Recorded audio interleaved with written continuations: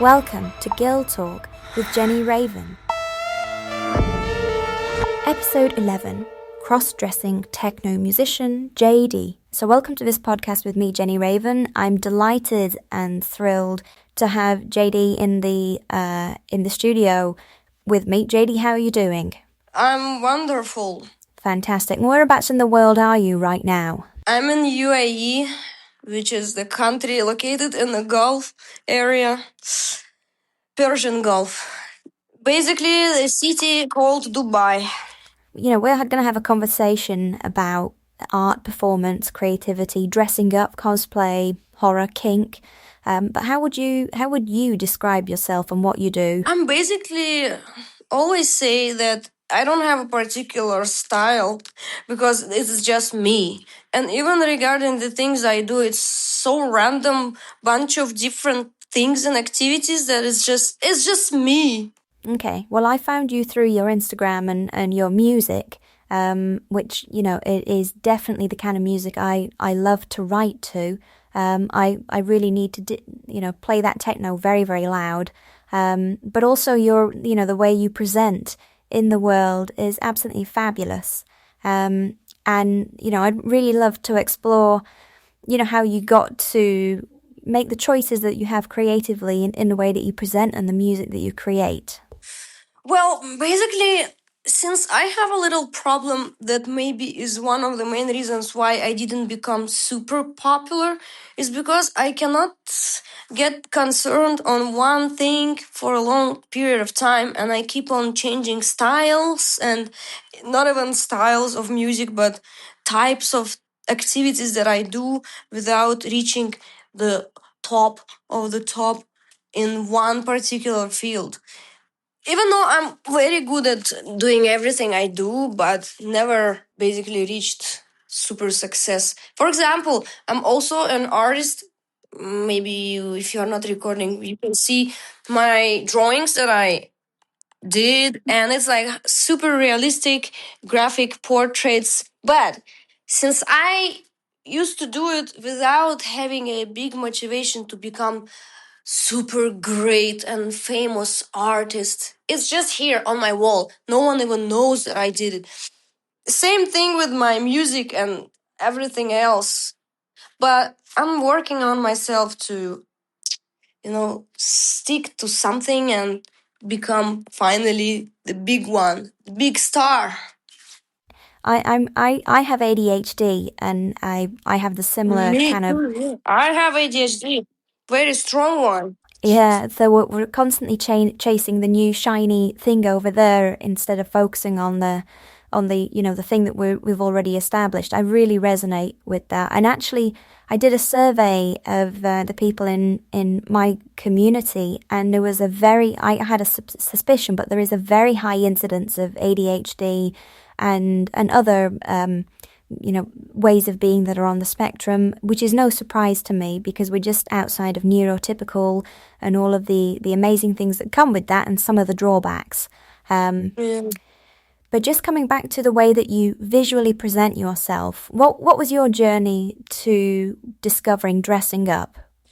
Well, first of all, the roots of myself being as I am comes from the childhood where I always was concerned about not being like others, only thinking about I am just one of millions and billions, okay, millions of other girls like in this planet.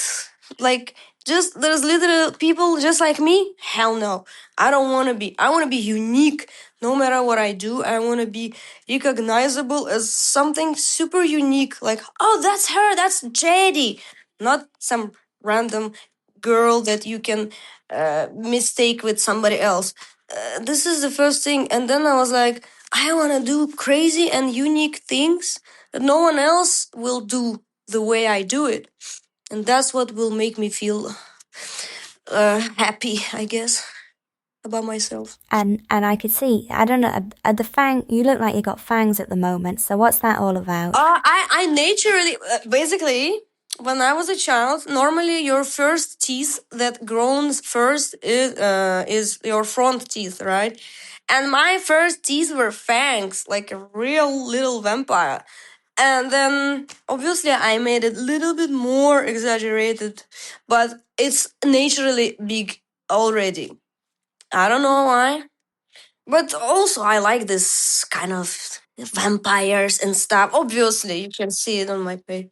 Yeah. It's just a coincidence. So when you're presenting on stage and you're, wearing your costumes, does that change the way that you are as a human being? Do you become a different person with the clothes that you wear? Of course, even I change hairstyles. Like I have a like different personalities. Like I have a new personality actually because I have wigs, I have masks, and I just received a new wig that is like a long curly black hair with a bang, and I feel like a little cute good looking girl. But when I wear this one, I feel like the anime male character who's rebel and his postures are different and the way he stands on the stage is like, more like aggressive. So yeah, it is. We're just audio at the moment, so I can just see this fantastic costume. That's Yeah. wow. Have you worn that on stage? Yeah. And do you On my last tour. and you just referred to one of the personalities that you take to stage as he. So are you gender switching as well in your characters on stage? I like cross dressing, yeah, but I think I should not hide my femininity much because I'm not in a bad body shapes to always wear oversized and baggy stuff. So I'm working on creating some kind of style that will not hide my good features, but will allow me to do cross dressing as well from time to time. My community is, very much cross dressers who have remained hidden for most of their lives. And I think we're entering a new time, a new era where people are much more comfortable engaging with that. And I think the younger people have no problem with it, but older people from a different time. What advice would you offer people who may be on the journey of saying, I should really start wearing something fucking fabulous? Someone who is still doubting about if he should wear something fabulous? Well, I think they're more afraid of what society will say. What That's the main thing. Yeah. You should stop caring what people, and it's not only about what you wear in general. The path to happiness in life is stop giving a about what people will say. That's it. Right, and I can see you're the living expression of that. Yeah, I'm still working on it, by the way. Share with me what it's like when you're on stage and you're in that moment when you're fully possessed even. I don't know whether that's the right word, but I know what it's like being on stage and something takes over you. And what is that feeling like? Well, I just realized that the best secret how to act and look fabulous on stage is stop being ashamed of yourself and what you can do. Like, I don't care if I fall down or get dirty or messy. I just be crazy, be wild. But of course, it as well depends on what kind of show you are making. Talk to me about, the people who come to see you and your relationship with the audience and how you make them feel and how they make you feel. First of all, before performing, I must make sure that the audience is the right one. Because sometimes you can, for example, once I made a wrong decision to perform somewhere where the audience was not the right one, and people were literally staring at me like that, like poker face, like the hell is that? But the organizers, the management, the staff, they were like, oh my God, please don't be angry because these people are just narrow minded. This is not your audience. They will not get what is going on. And I never got sad about it. But in general, audience loves me because they're as crazy as me, I guess, and more open minded about seeing something new and something wow, shocking. They will not say, what the hell is that? Is she high? Is she mentally ill? Like, come on. It's all about seeking out your tribe, isn't it? The people who, really get you on a fundamental level and then joining in the pleasure you enjoying their pleasure and them enjoying your pleasure of sharing that moment together. Tell me about horror and how horror interfaces with, the dressing up, the kink. It's all a big heady mix. The horror thing, it was my first experience actually. I was preparing for this show for almost 2 months. It was a show in Korea where I already performed multiple times. That's one and only fetish club in the whole South Korea, and I am there the most awaited performer. And I wanted to make something that will put people in shock. I was like, just DJ set? Nah. Just sing songs? Even in a cool outfit? I already done that. They've seen that already. What should I do to make people say, whoa? Something super professional dance? I'm not a dancer. Sing? Oh, come on. That's not the right place to do that. Do something super erotic? Not my thing, and it's not even legal. So I decided to make a horror thing, plus it was upcoming Halloween, I guess. Or yeah, I think it was it was a few weeks before Halloween, so I decided to make something really shocking. Plus there was few artists that I discovered that inspired me, and I'm still trying to reach that level of the show that they do. And it really motivated me to do some, like, as I already said, when I see something, I'm like, I want to be better. Let me see if I can do it. I think we're coming to the end now of our conversation. We're going to play out with some of your music, but before we say goodbye, two big questions.